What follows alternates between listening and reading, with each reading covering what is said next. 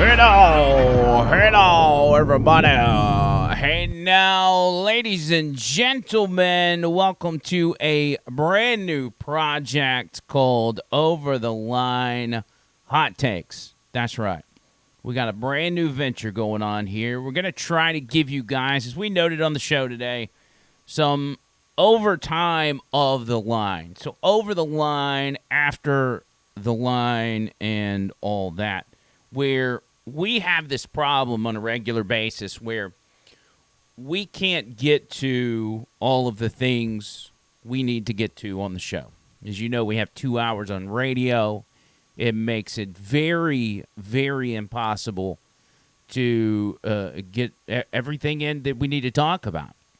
So this will be the perfect venue for us to do that. We can come in, hang out. We're going to be broadcasting this live for people on Twitch, people on Facebook, and maybe even one day YouTube will let us stream. But we keep getting banned on YouTube. But this will be a cool place for us to hang out and we kind of hit some of those topics that we didn't get to on the show, or to reiterate some of the stuff that I talked about on the show that I think is important. First of all, y'all know to go to andrewmcleanwho.com. That's got everything you need in order to consume this show or anything related to the radio show. It's all right there. Let me pull it up for you guys that are watching, and you can see it for yourself. andrewmcleanwho.com. Yeah, you got to do cookies, all that jazz. And it gives you the opportunity to listen to the show live, listen to the archive shows, and then here's all the over-the-line stuff, which is what you're watching now. We got some videos down there. We'll have this video up.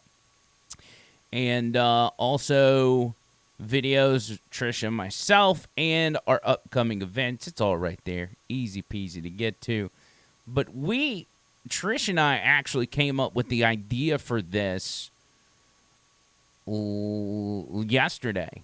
We were floating in the pool, and I'm like, man, I got to do something new when it comes to the podcast. We've got to figure out a way to do something consistently to not only keep the Over the Line brand going, but to get those things that we're not getting out on the radio show. Because when I prepare in the mornings for the radio show, I have 4 to 5 hours worth of content. I could keep going, but I just don't have the time. Plus, it restricts us from talking to you guys and everything else, so that's what this is for. First off, I want to thank 2 people. I want to thank my boys at Wild Hair Jerky, my boys and girls at Wild Hair Jerky. This, my friend, is the best freaking barbecue on the planet. Not barbecue, beef jerky. This is barbecue flavor. This is the best beef jerky on the planet. I've had a lot of beef jerky in my life. A lot. I've eaten a lot of stuff. This right here, this is downright magical, ladies and gentlemen. This is magical beef jerky. Backyard barbecue. I haven't even opened this yet because I know as soon as I open it, it's going to be gone. But they got the best on the planet. The absolute best. Here's what I want you to do. If you want to get your hands on this beef jerky, because they're going to be open soon, they're going to be selling to the general public, if you will go to Wild Hair Jerky's Facebook page, click like, and you're going to know exactly when these guys are ready to go, up and running, selling to the public. Man, I'm telling you, the best of the best. And do this. I talked to Brian, the owner, just before we started this, and he said, listen to me closely, he said, for those of you that want to go like the page, go click like Wild Hair Jerky, H-A-R-E Jerky, like the rabbit. Go like his page, and he is going to give the first person who likes the page and sends a message saying, hey now, to that Facebook page, he's going to give you a free Wild Hair Jerky tumbler. Just like that. Not gonna cost you anything. You get a free tumbler. And I've actually got like 3 or 4 of these tumblers. They're good, high-quality stuff. So y'all go look up Wild Hair Jerky. Those are my guys, man. I can't wait till a lot of y'all get your hands on some of that because it's good, cuzzy. And also, as always, our OGs, Vapor Forge, Adam 280. I just like to give them a shout out because they have stood by us since day one, even when it's not popular and we make people squirm with some of the stuff we talk about. They have stuck with us, and I've actually got this. I've got this fancy sign. Look at this. Look, Vapor Forge. That's right. Proud sponsors of Over the Line. I'm gonna have to hang that in the background. That's pretty sweet. That's swanky right there. I even got a little stand for it over here. It just fell on the ground, but that's all right. So we're trying this out, man. This is brand new. I don't know how it's going to go, but what we're planning on doing is we're going to put 3 to 4 of these out a week. All right? And so my plan is we're going to do like a Tuesday, Wednesday, Thursday, and then do them on Friday if we can. We're going to have different things going on. We may bring in special guests. Trish may stop by, but hang out with you for about 30, 45 minutes. Hit on some of the things we hadn't got to hit on, so on and so forth, and recap some of the stuff on the show. And this was a big one. This had me fired up this morning because I found this, and it's a topic that I've hammered over and over and over again on the show. Y'all know how passionate I am about what happened in 2020. Y'all know how passionate I am about what happened in that election. And there's a lot of talk of the interference. I'm trying to not get whacked by the Facebook people. Interference in the 2020 election. And that conversation has moved away from the F word, F-R-A-U-D, and it's moved into more this, oh, well, Joe Biden won the election because of interference from the media and from social media, bearing the Hunter Biden laptop story, Joe Biden's bribes, Tony Bobulinski, all these things were hidden from the public. And because those things were hidden from the public, Joe Biden got 81 million votes. That's how Donald Trump was so divisive that it caused Joe Biden to get 81 million votes when he shouldn't have, because people didn't know all that information. That, ladies and gentlemen, is what Leland would say, bull squeeze. That's not why. Yeah, there's a reason. Some people may have voted for Joe Biden because they didn't know those things, and if they had known them, maybe they wouldn't have voted for him. They likely would not have voted for Trump, but they would have sat out the election, which would have hurt that 81 million votes. But the real issue is outside of that. That's one thing. That's a big thing. But the other thing is what happened in the era of mail-in ballots. Now, remember this. 2020, COVID, everybody's freaking out. Politicians and state legislators are all about, hey, we got to figure out how people can vote without contracting COVID, because we don't want anybody dying by trying to go and vote. So we're going to let people mail in their ballot, where normally you'd have some sort of restrictions, like you got to have a legitimate reason you're not able to go to the polling place and cast a ballot. It just turned into an absolute free-for-all. And state governments were sending out ballots to anybody and everybody. Tons of people were being added to the voter rolls days before the election. And there was no oversight. Nobody was watching over this to make sure it was legitimate. It was just absolute chaos. And I came across this list today, and I read it to you on the show, and it gives examples of how many different instances occurred that are just so blazingly corrupt in the 2020 and even the 2022 election. And I want to go through that list with you real quick, because these are all true. These are all 100% true. You ready for this? Ballots that were mailed to vacant lots, or in the case of Arizona, mailed to street corners. Now think about that. They were mailing ballots for people to collect and then send in their vote. They were mailing those to vacant lots and street corners where obviously there's no address. Ballots sent to apartment buildings without the unit or apartment number. Well, wait. Don't you have to, if this is really a ballot going to a real person, wouldn't they have an apartment number? Nah, don't worry about it. Send it on through. Ballots sent to college dorms for students registered there for decades. How many of y'all went to school? How many of y'all went to college, and did y'all stay there for decades?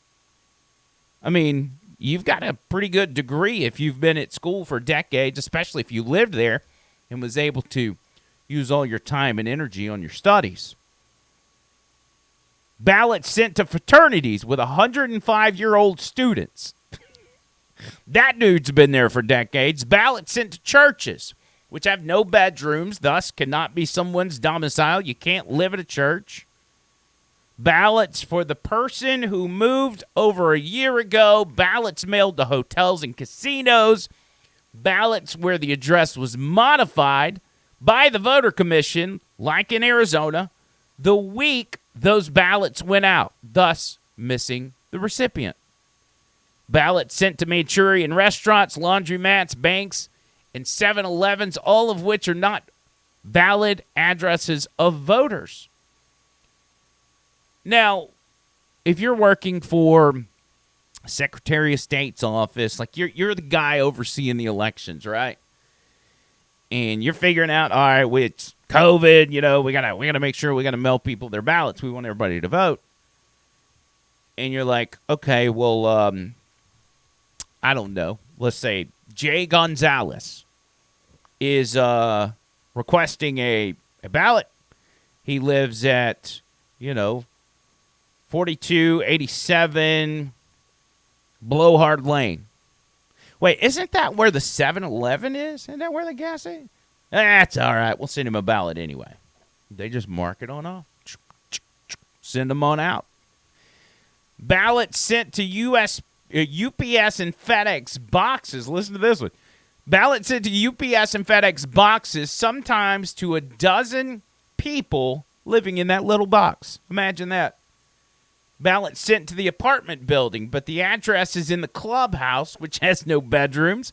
Ballots sent to the 22,000 new voters in a single county entered just days before the election who were invisible to Arizona Republican candidates in 2022. How about that? They just appeared out of nowhere. Ballots sent to Mr. Gonzalez, and Mr. Gonzalez, all at the same address with the same date of birth. You see this right here? There's 3 Mr. Gonzaleses at the same address with the same birthday, but each one of their names is spelled a little bit different. Ballot sent to the Wisconsin college dorm that has 1,000 registered voters but can only house 250 adults.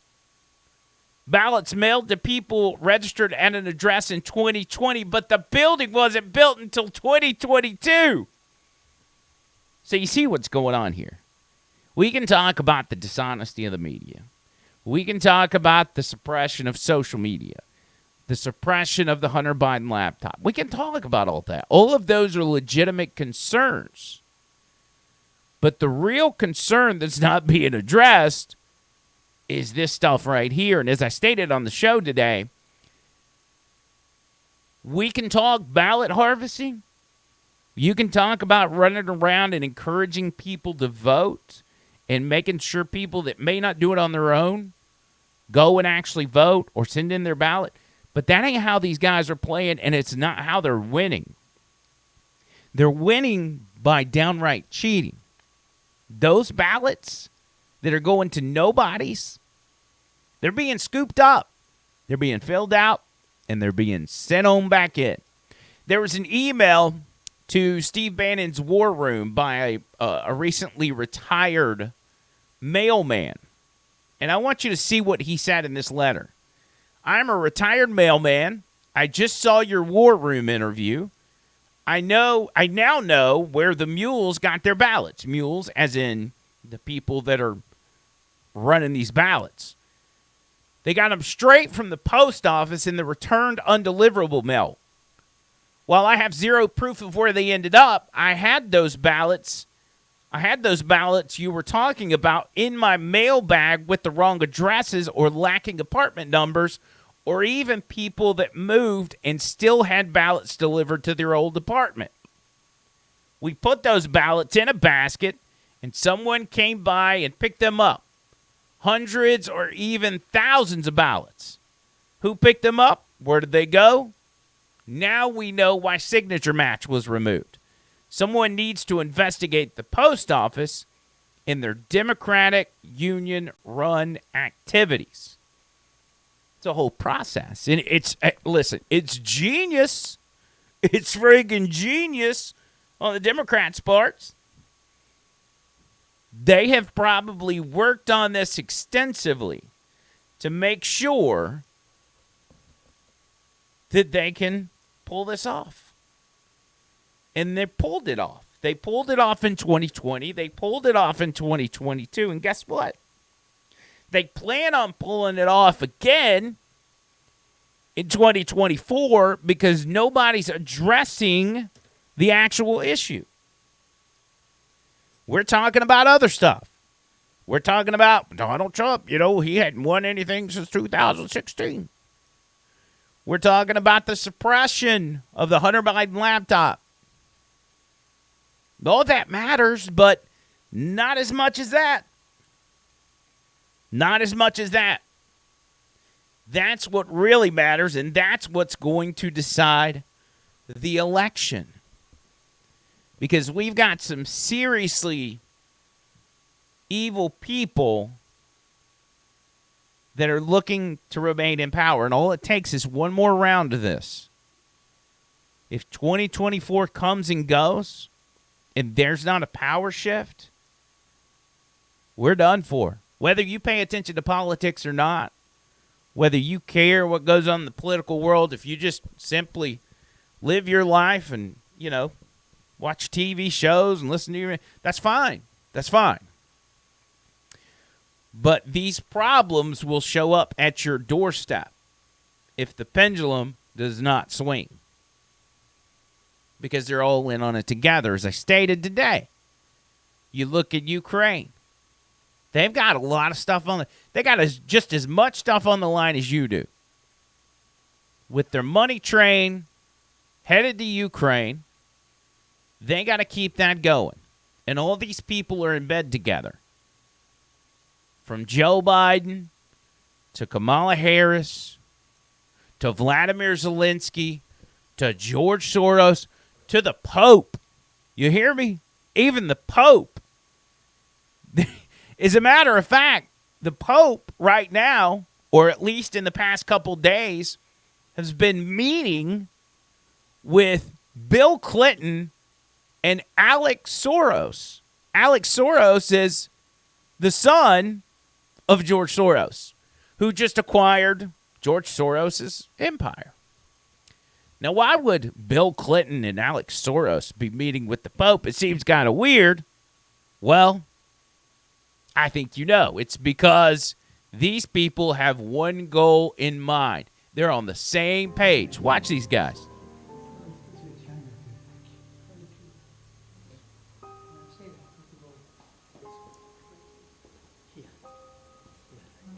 Good evening, everyone. Sit down, please. Now just look at this. This is Bill Clinton sitting in the same room as the Pope. The friggin' Pope, man. My God. What an upside down world we live in right now. This is for you. And the Pope is giving gifts to Big Willie. Hey, Pope, where's the chicks at? Again, these people are all in on it. They've all got the same objective. And their strategy is to keep you distracted, right? Can we all agree to that? And they do a great job of it. Fantastic job of keeping everybody distracted. Submarines, Chinese spy balloons, just whatever. Trump indictments. They got to keep you distracted from what they're doing. It's just like this latest gimmick where Donald Trump Jr.'s ex-girlfriend is coming out and saying that he used to go to gay clubs. Y'all remember that? Did y'all hear about that? That the first time they had relations, it was in the bathroom at a gay club. This lady, this former girlfriend of Donald Trump Jr., is Aubrey O'Day. And I think she's a singer or something of the sort. She went on Michael Cohen's podcast. Yes, Michael Cohen has a podcast.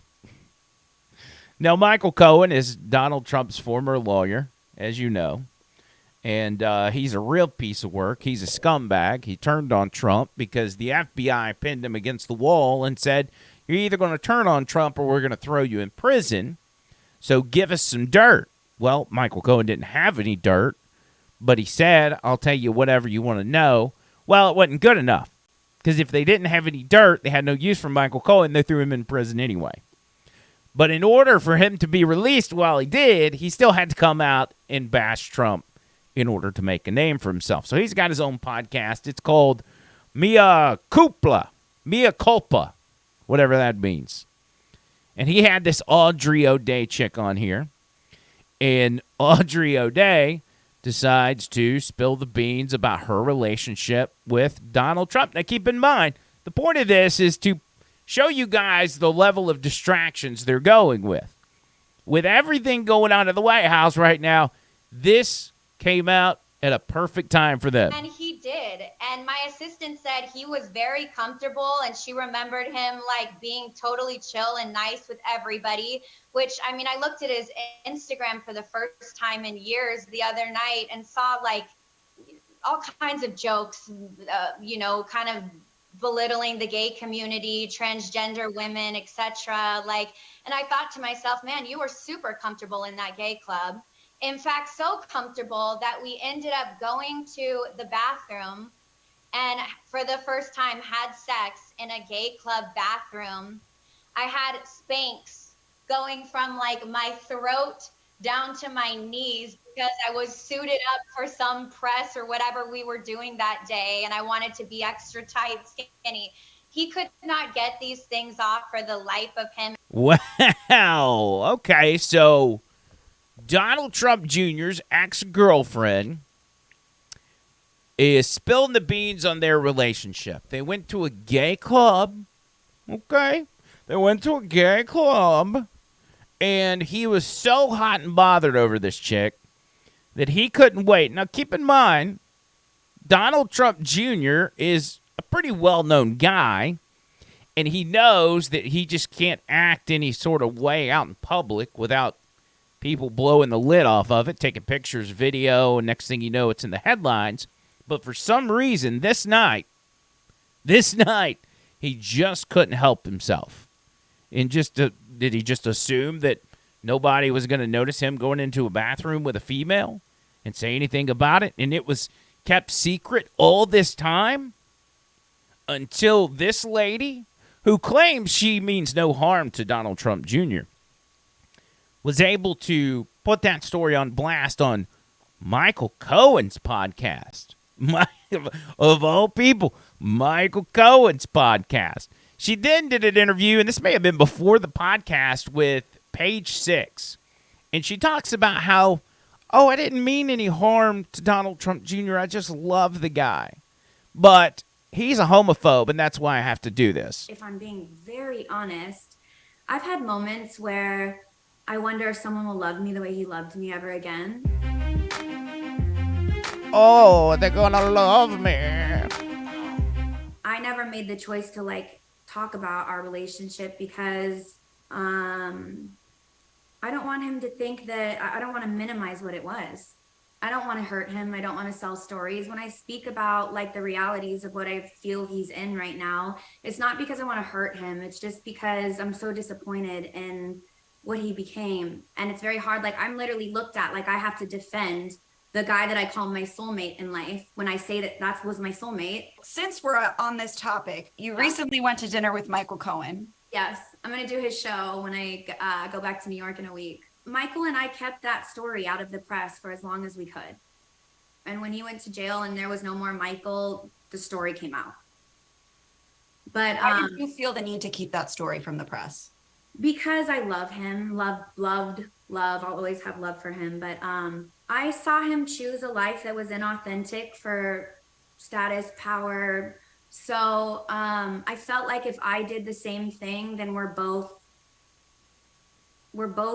not we're not showing. Yeah, totally. I didn't want to tell the story because I still love him, but then it's like he's a homophobe, and so I've got to tell everybody. Apparently, Don Jr. was married at the time as well when this happened. This is allegedly. But yeah, I tried to keep it secret, and then Michael Cohen went to jail, and then it couldn't be secret anymore because, like, rules and stuff. Who's buying? Who's buying this stuff? We know how this goes. It's just the same exact thing with Michael Cohen. Here's the deal. You're in Trump's circle, all right? Powerful people are trying to take down Trump, but because he's Teflon Don, they can't seem to get to him. So what do? They start taking down people around him one by one, hitting them up, telling them, hey, you either work with us, you turn on Trump, or we're going to take you down. Give us the dirt. That's what they want. They want the dirt on Trump, and they assume people around him have that dirt. They say, you give us the dirt, or we'll find a crime to charge you with.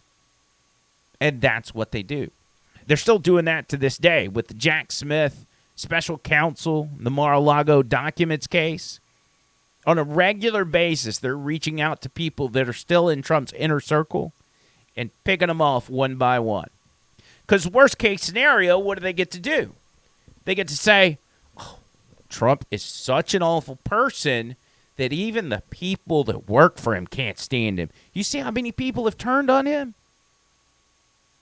Can you believe nobody will work for the guy? That's how awful he is. But it's because these people continue to be threatened. Look at Trump's lawyer situation. If Trump gets with a lawyer or a lawyer express interest in representing Trump, what do? They reach out to him. They tell him, hey, we will make sure you never practice law again if you represent that man. It's happened to Sidney Powell. It's happened to Jenna Ellis. She got so tore down about it, she's now full-blown DeSantis and bashing Trump. Lynn Wood, just today the news came out that Lynn Wood has had to give up his law license because they went after him for questioning the 2020 election. That's what they do, and they're going to continue to do that until they take down the Orange Man. That's how it works this day and age. And the quicker people realize that, the sooner people realize that's how it goes, all of this, the rest of this starts to make a lot more sense. You start to really understand why things play out the way they play out. But we'll talk more about that on tomorrow's radio show. With that said, I have to bring this up. All right, and this is not traditionally what I do on the radio, but I was going to bring it up today. So there's this video, and it's a video of a lady on an airline, and she's flipping out. She comes from the back of the plane. She tells everybody, I'm getting off this plane because there's somebody back there in the back that is not a real person, and they're harassing me. Now, your first thought is, this lady's tripping. She's tripping balls, okay? And so they just let her get off the plane. And it seemed to be okay. Everybody's just, oh, okay, whatever. Here's how it went down. Say whatever you want. I'm telling you, I'm getting the off, and there's a reason why I'm getting the off, and everyone can either believe it or they cannot believe it. I don't give two but I am telling you right now, that mother back there is not real. And you can sit on this plane and you can die with them or not. I'm not going to.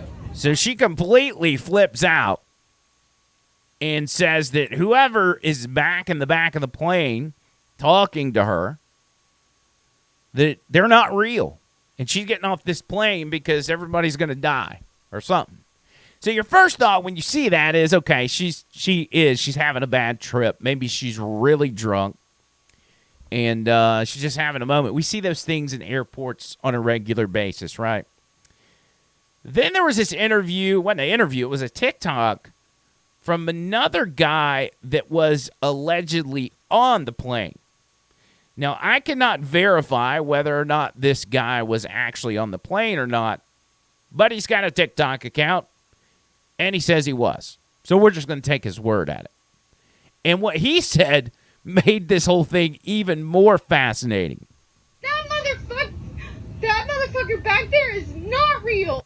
Okay, here's the story time for you. I've tried like 2 times to record this, but I keep going over the 3-minute limit, and I don't want to do a part 1, part 2 type thing, so I'm going to try to be specific. I was on that flight. It was American Airlines. We were leaving Dallas-Fort Worth. I was sitting in the left aisle, about 3 rows back from this woman. She was sitting in the right aisle, and she had this very interesting exchange with some dude in a hoodie. I don't remember the color of the hoodie. I really, you know how memory is. When you're not super paying attention, you don't remember all the details. I had one headphone in, couldn't hear all the specifics of what happened, but I noticed this exchange between this woman and this dude in a hoodie. And it was kind of weird at the time because it seemed like no one else before she really started getting frantic, like was paying attention to this, but that makes sense. It was like a normal flight. This was after putting all the luggage away. We'd been on the plane for a little bit. It was before the flight attendant came over and gave the little spiel. And what I remember is she was having like a full-blown conversation with this dude in the hoodie. I'll call him the hoodie guy. She was having a full-blown conversation with hoodie guy. The weird thing was that he never once said a fucking word to her the whole time. And at the time, I don't know, I wasn't really thinking about it. But it's like she would say something and he like would respond, but there was no exchange happening. It was just her getting more and more frantic, which, okay, if she's drunk and she's going crazy, then you would think the dude in the hoodie would have been like, what are you talking about? Like, what are you talking about? But he was just like dead locked on her, like deep eye contact with her. Like I don't want to feed into the conspiracies here, but like almost like she was like in a hypnosis type of thing. And she started getting more and more frantic to the point where then people started kind of noticing. Flight attendant came over, tried to calm her down, like, what's going on? She sat back down, but she kept looking over at this dude in the hoodie, and finally she was like done with it. And that's like when I really started paying attention, like, okay, what the fuck is going on? And that's when she was like, I can't do this. She started getting up. She started walking up to the front. And then the whole video thing happened. I didn't take a video of it. I was listening to a Stephen King audiobook. I wasn't like pulling out my phone to record this. And she didn't seem drunk to me, by the way. Just throwing that out there. I didn't see her drink. I mean, she seemed totally normal to me up until that point. The weird thing was after she left the plane, the dude in the hoodie, which the flight attendant was like, did anything happen? And he still didn't say a word. He just went like, and like shrugged. The dude in the hoodie like looked around the plane and he looked back at me and he winked at me.